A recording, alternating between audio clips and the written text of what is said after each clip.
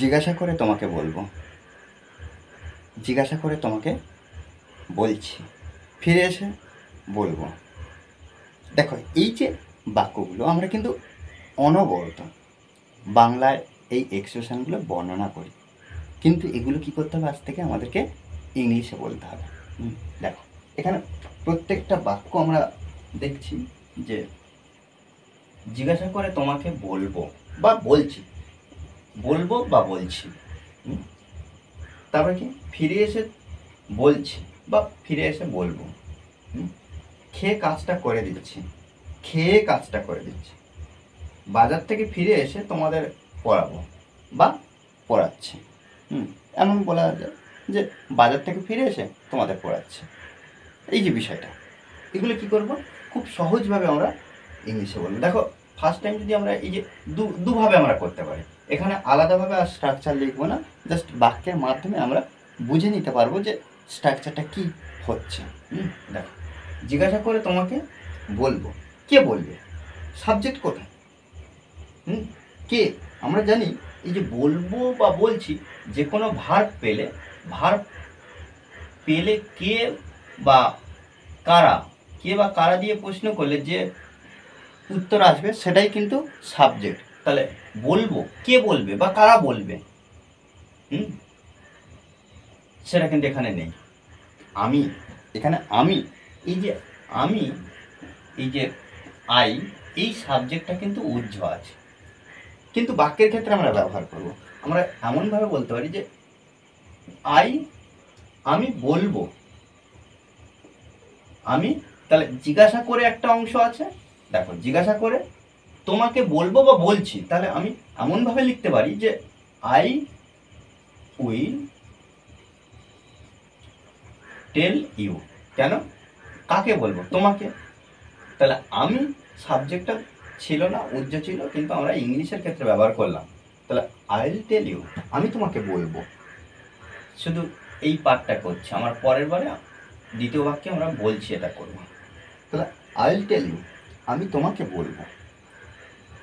জিজ্ঞাসা করে, তাহলে আমরা এখানে ব্যবহার করতে পারি জিজ্ঞাসা করে আফটার আস্কিং।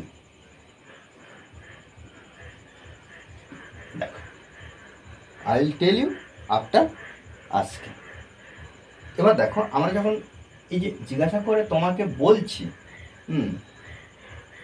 এটা কিন্তু একটু অন্যভাবে বলতে পারি, যে এই যে বলবো এটা ফিউচার অ্যাকশন হয়ে যাচ্ছে, আর জিজ্ঞাসা করে তোমাকে বলছি এটা কিন্তু আমরা জাস্ট প্রেজেন্ট ফর্মে লিখব। দেখো I am going to, I am going to tell you, মানে আমি গিয়ে তোমাকে বলছি, আমি গিয়ে তোমাকে বলছি, বা I am going to tell you, আমি তোমাকে বলতে যাচ্ছি, আমি তোমাকে বলতে যাচ্ছি। জিজ্ঞাসা করে একইভাবে আফটার আস্কিং।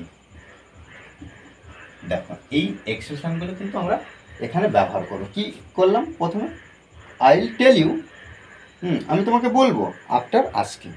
আফটার আস্কিং মানে কি, জিজ্ঞাসা করার পরে।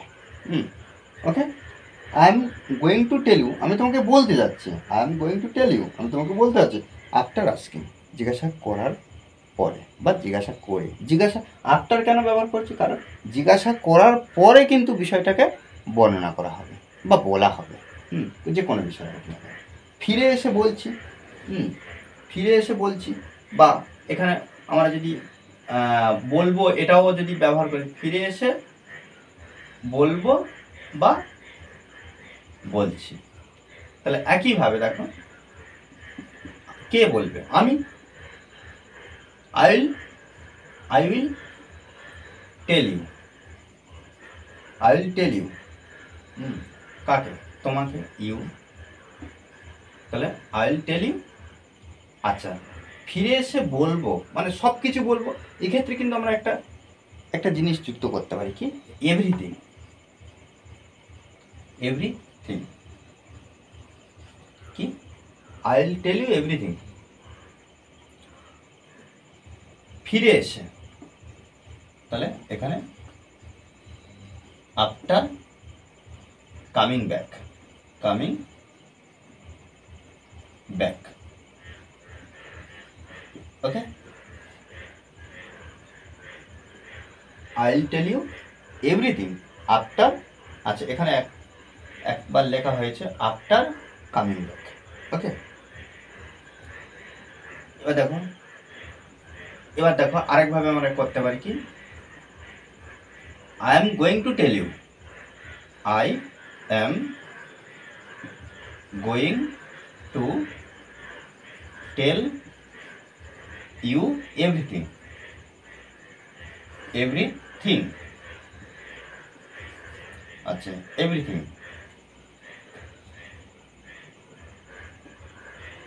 Everything after coming back, after coming back. Okay, দেখো খেয়ে কাজটা করে দিচ্ছি, খেয়ে কাজটা করে দিচ্ছি, একইভাবে কিন্তু এটা দুটো এক্সপ্রেশন আমরা ব্যবহার করব।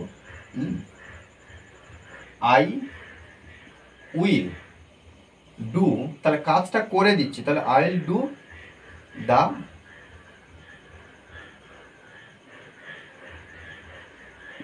I will do the work, তাহলে I will do the work. খেয়ে মানে খাওয়ার পরে, তাহলে I will do the work, কাজটা করে দেব, আমি কাজটা করে দেব কি খাওয়ার পরে, তাহলে I will do the work after eating, after eating. Okay, তাহলে একইভাবে আমরা যখন এই যে এটা কিন্তু আমরা ফিউচার অ্যাকশন করলাম, তাহলে খেয়ে কাজটা করে দেব এটা করলাম। এবার যখন আমরা দেখব যে খেয়ে কাজটা করে দিচ্ছি, তাহলে এখানে I am going to do the work after eating, after eating. Okay, দেখো এবার দেখো বাজার থেকে ফিরে এসে, বাজার থেকে ফিরে এসে তোমাদের পড়াবো বা পড়াচ্ছি, একইভাবে আমরা দুটো পদ্ধতিতে করব, যেমনভাবে আমরা দেখছি।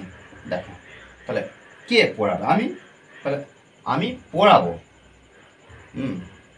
কাদের, তোমাদের, তাহলে I will teach you, teach you, I will teach you, আমি তোমাদের পড়াবো।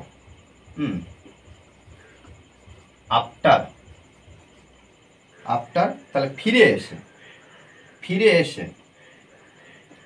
দেখো ফিরে এসে, তাহলে I will teach you after coming, দেখো কামিং ব্যাক, তাহলে ফিরে এসে কোথা থেকে, বাজার থেকে, ফ্রম দ্য মার্কেট। ওকে, তাহলে আই উইল টিচ ইউ, আমি তোমাকে শেখাবো after coming back from the market. একইভাবে বাজার থেকে ফিরে এসে তোমাদের পড়াচ্ছি, বাজার থেকে ফিরে এসে তোমাদের পড়াচ্ছি, এই যে এক্সপ্রেশনটা, সেক্ষেত্রে আমরা কী করবো না, I am going to teach you, দেখো I am going to teach you after, I am going to teach you after coming back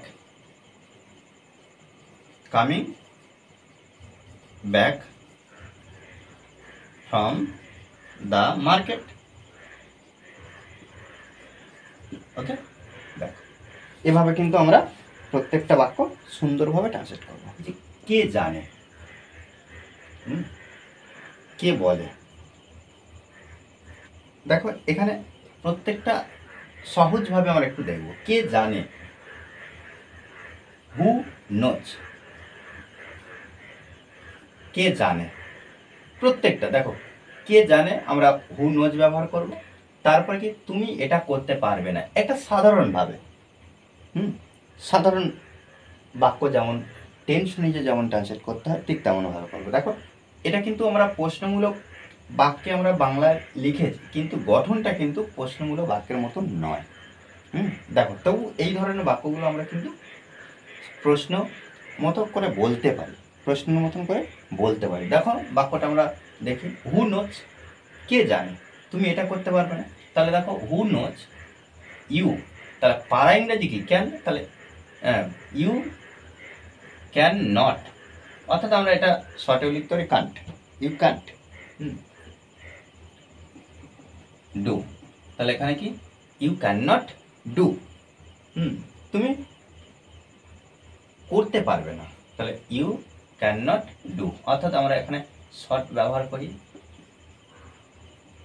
Kant, you can't do, তুমি করতে পারবে না। এটা ইট জিজ্ঞাসা, দেখো হু নোজ, কে জানে, ইউ ক্যান্ট ডু ইট, তুমি এটা করতে পারবে না। এই জন্য কিন্তু আমরা প্রশ্ন চিহ্ন দিলাম, প্রশ্নের মতো করে বলা হয়। কিন্তু একটা সাধারণত প্রশ্ন তৈরি হয় কেমন, ফার্স্ট টাইম কি করি, হেল্পিং ভার্ব দিই। যদি প্রশ্নমূলক বাক্যে, অর্থাৎ প্রশ্নমূলক বাক্যকে দুভাগে ভাগ করা যায়, ইয়েস নো কোশ্চেন আর ডব্লিউএইচ কোশ্চেন। সেক্ষেত্রে দেখো আমরা যদি ইয়েস নো কোশ্চেন দেখি, তাহলে হেল্পিং ভার্ব, তারপরে কি করি সাবজেক্ট দিই, তারপরে মেন ভার্ব, তারপরে অবজেক্ট বা আদার্স ওয়ার্ড, জিজ্ঞাসা চিহ্ন। এটা ইয়েস নো কোশ্চেনের গঠন। কিন্তু যখন ডব্লিউএইচ কোশ্চেন কি হয়, তখন আমরা কি করি না, ডব্লিউএইচ ওয়ার্ডটা বসিয়ে দিই। দেখো তাহলে এখানে কি আছে, ইউ ক্যান্ট ডু ইট, তাহলে এখানে সাবজেক্ট আছে, এখানে কিন্তু হেল্পিং ভার্ব প্রথমে নেই, বা এখানে ডব্লিউএইচ কোশ্চেন প্রথমে দেওয়া আছে, তারপরে কিন্তু হেল্পিং ভার্ব নেই, ডাইরেক্ট মেন ভার্ব দেওয়া আছে। তাহলে who knows you can't do it, কে জানে তুমি যেতে পারবে না, তাহলে এখানে একইভাবে who knows, who knows you can't go, তাহলে তুমি পারবে না, ইউ ক্যান্ট আর যেতে গো। ওকে, রাজি হয়েছে না, তাহলে who knows you can't go, তুমি যেতে পারবে না। কে জানে তুমি অসুস্থ, তাহলে এখানে দেখো হু নোজ, হু নোজ কে জানে, তুমি অসুস্থ, তাহলে ইউ আর সিক। ওকে, কে জানে তুমি খাবে, তাহলে এই যে খাবে ব আছে, তাহলে এখানে আমরা লিখবো কি হু নোজ, কে জানে, ইউ উইল ইট। ওকে, আচ্ছা এবার দেখো কে জানে, এবার কে বলে তুমি শক্তিশালী না, হু সেজ, কে বলে, you are not, you are not strong. Okay, কে বলে তুমি দুর্বল, তাহলে এখানে দেখো who says you are weak. Okay, you are weak, তার দুর্বল ইংরেজি কি উইক, উইক মানে কি দুর্বল। কে বলে, কে বলে তুমি ফেল করবে, আর এখানে কি সাবজেক্ট আমরা তুমি ব্যবহার করব, কে বলে তুমি ফেল করবে, আর কে বলে তুমি কিছু জানো না। তাহলে এই যে দুটো বাক্য আমাকে অবশ্যই কমেন্টে জানাবে, কেন, কারণ আমাদেরকেও প্র্যাকটিস করতে হবে, মনে রাখতে হবে যে প্র্যাকটিসের বিকল্প কিছু নেই। ওকে, আর এই ক্লাসটি যদি ভালো লাগে অবশ্যই লাইক করুন শেয়ার, আর যারা এখনো পর্যন্ত এই চ্যানেলটি সাবস্ক্রাইব করেননি তারা অবশ্যই চ্যানেলটি সাবস্ক্রাইব করে পাশে থাকুন।